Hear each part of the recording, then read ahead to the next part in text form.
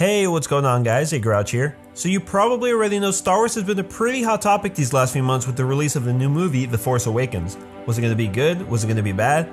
Literally everybody was talking about this. I'm not denying it, even I was a little skeptical at first, but man, was that movie good. But I have to say, what I really love about the Star Wars franchise is the massive lore that comes with it. What really goes on in the galaxy far, far away, where we're not watching the films. And while being on that episode 7 hype train, I was still left itching for some more Star Wars, which brought me back to a series I've been getting recommended time and time again for years now. And real talk right now, that shit was satisfying. Not to mention there's a good amount of episodes too, so if you're ever in need of something good to watch, you're pretty much set. Yeah, that's right, I no-left that show for like 2 weeks during my winter break. What were you doing?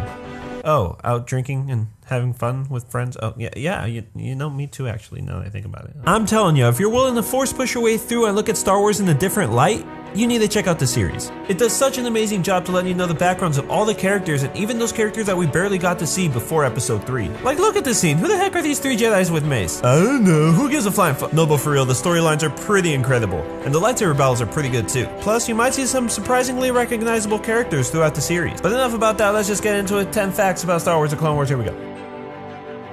Number 1. I think it's pretty safe to say the film that kicked off the series, Star Wars: The Clone Wars, was definitely the first of its kind. Not only was it the first fully animated Star Wars film to ever hit the big screen, it was also the first film to be distributed by Warner Brothers and not 20th Century Fox, who had handled all prior films. It was the first Star Wars film without John Williams as a composer, and the first to scrap the famous introductory text crawl, which was instead replaced by a short text message. Not only that, it was also the first Star Wars film to not open during the month of May.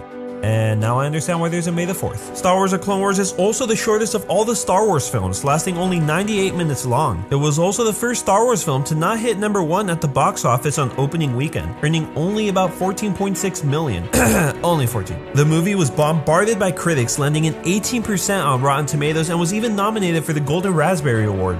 In case you didn't already know, getting a Razzie means your movie sucked. So yeah, needless to say, it wasn't that well received. However, the creators of the Clone Wars defended the film by stating it was meant to be both a standalone story as well as an introduction to the upcoming weekly series. In fact, the film was never meant to be a film at all. It was only last minute that George Lucas abandoned the idea of a TV premiere and instead decided to merge the first 4 episodes into one. But despite all the negative reviews that the film received, the Clone Wars actually turned out to be very successful. The first episode of the Clone Wars became the most watched series premiere in Cartoon Network history at a little under 4 million viewers. The series would go on to run for 5 years and consist of 129 individual episodes. The series was also nominated for a number of awards and won a total of 8 in the time it was running. And I'm glad to announce that not a single Razzie was in that bunch.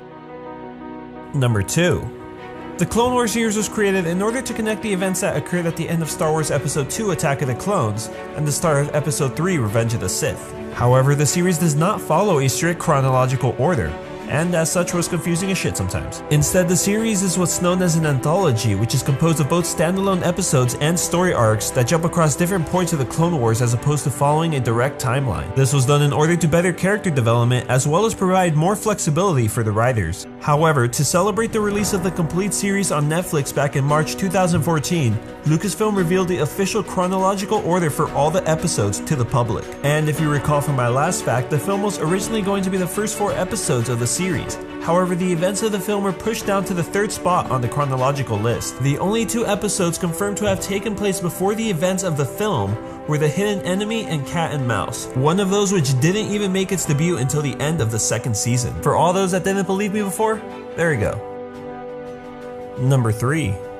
In the early stages of development of the first season, head writers Dave Filoni and Henry Gilroy originally believed that Obi-Wan Kenobi and Anakin Skywalker would only be making minor appearances within the show, believing that their actions in the Clone Wars were already subject to the previous animated Clone Wars series, as well as some of the Star Wars books. The series was supposed to instead tell the story of a motley crew traveling in a spaceship. The crew would have included a Twi'lek Jedi named Shibdak and his Togruta apprentice Ashla. However, George Lucas insisted that Ashla instead be Anakin's apprentice, which resulted in her name being changed to Ahsoka. Something interesting about the name Ashla, however, is that in the Star Wars Episode 2 Attack of the Clones, there is a female Togruta youngling who is also named Ashla. This was never confirmed within the movie, but was revealed later on in the complete Star Wars encyclopedia. Although, despite there being much fan speculation, the ages just didn't add up and Lucasfilm denied there being any connection between the two. Number 4. Back in 2008, Ahsoka Tano was introduced to fans for the first time in the film Star Wars The Clone Wars. Just 1 month later after the movie hit theaters, the video game Star Wars The Force Unleashed was released. The game introduces to a new character in the Star Wars universe known as Starkiller. Both Ahsoka and Starkiller were, at one point in time, apprenticed to Anakin Skywalker, and both hold their lightsabers in the Xi'an reverse grip. Now, let's fast forward to Season 3 of The Clone Wars to the episode Heroes on Both Sides. At this point, it is now a few years since the start of The Clone Wars, and Ahsoka is given an updated outfit to reflect her growth. And with this updated look, she was given a second lightsaber. Well, just 1 month before this change in design, Star Wars The Force Unleashed 2 was released. Guess who else now has dual-wielding lightsabers? Yeah, however, whether or not these long string of coincidences was something completely planned by George Lucas, we just don't know. Number 5. If you've ever watched the Star Wars The Clone Wars series, then you're probably familiar with its opening sequence. It starts off with the typical Star Wars logo shootout, followed by a short message that usually contains some pretty knowledgeable and life-changing messages. However, there have been a few instances throughout the series in which the opening sequence is slightly altered from the original. One such instance is the start of the episode's Brothers and Revenge. The title logo can be seen colored red as a tribute to the return of Darth Maul. Similarly, a blue logo appears at the beginning of all the episodes in the D-Squad arc. The blue, of course, being a tribute to everyone's favorite Star Wars droid R2-D2. And the 2 episodes The Wrong Jedi and Sacrifice are the only ones in the entire series that end with the fade-out transition and not close using the Clone Wars theme song. Number 6. In the film industry, there exists an unwritten rule about having the good guys move from left to right and the bad guys from right to left. It seems bizarre, I know. Luckily, the famous movie critic named Roger Eberts gave a pretty interesting explanation in one of his articles titled How to Read a Movie. In this article, he explains that the viewing of any image is most favorable by the observer when it is viewed from left to right, rather than right to left. He says this direction of movement is most natural for our eyes, and as a result is a more positive form of viewing. A good example of this would be the popular series The Lord of the Rings. In the movies, there tends to be a lot of walking done by characters. Heroes are almost always seen walking left to right, while the orc armies march right to left. The reason I even bring this up is because in Star Wars Episode 2 Attack of the Clones, the Republic is shown attacking from right to left during the Battle of Geonosis. It was made this way to foreshadow the events of Episode 3 Revenge of the Sith, inevitably leading to the fall of the Republic and the rise of the Empire. This was also carried over to some of the battles in both Star Wars The Clone Wars film and the TV show. Number 7. If you've watched the entire Star Wars The Clone Wars series, you may have spotted this little pink astro droid at one point or another. Aside from the color, the design almost exactly replicates that of R2-D2. Well, believe it or not, this wasn't just some droid that was randomly thrown into the series. Rather, it was added to honor the work of a group known as the 501st Legion. The group is a huge organization composed of Star Wars fans who perform volunteer work for a number of charities across 60 different countries around the globe. A life-size version of a pink R2-D2 was created by the group's founder Albin Johnson after his 7-year-old daughter Katie was diagnosed with terminal brain cancer in 2004. This droid, which he dubbed R2KT, was made to keep Katie company and comfort her during the little time she had left. Sadly, only a few months later, Katie passed away in her sleep. Since her passing, the story of Katie Johnson has touched the hearts of many Star Wars fans around the world, and George Lucas was one of them. In Katie's memory, he decided to add R2KT in his upcoming Star Wars film, The Clone Wars. The droid has also been featured in the television series and can even be seen in a few scenes of the newest Star Wars film, The Force Awakens. Number 8. Much of what we know from Star Wars The Clone Wars is actually a result of some form of influence from both in and out of the Star Wars universe.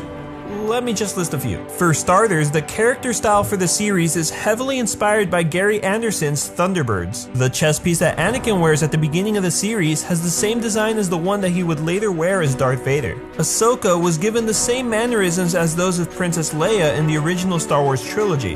However, she is brash like her master Anakin, but has good judgment like Obi-Wan. Captain Rex is based on a clone trooper from the Star Wars comics named Alpha. His name was changed when he was brought over to the Clone Wars series because George Lucas believed that his inclusion would overwhelm viewers with too many names sounding too similar. The fuck? Not only that, the scar on his face is also modeled after Harrison Ford. The Jedi symbols on his helmet, excuse my butchering of names, is a Mandalorian mark of honor that was originally thought of for Boba Fett's helmet for the original Star Wars trilogy. Captain Rex is one of only 2 clones who is known to have these symbols bestowed on them. the other being an ARC trooper from the 2003 Clone Wars series. There is a clone gunship named the Lucky Leku that appears in both the Star Wars film and the TV series. If you look closely at the art on the nose of the vessel, you can spot a female Twi'lek. This art is a homage to the art that appeared on bomber planes in World War II. Asajj Ventress, the badass assassin who made her first appearance during the Clone Wars, was originally developed for the Star Wars film Episode 2. The assassin was originally going to be Sidious's apprentice following Maul,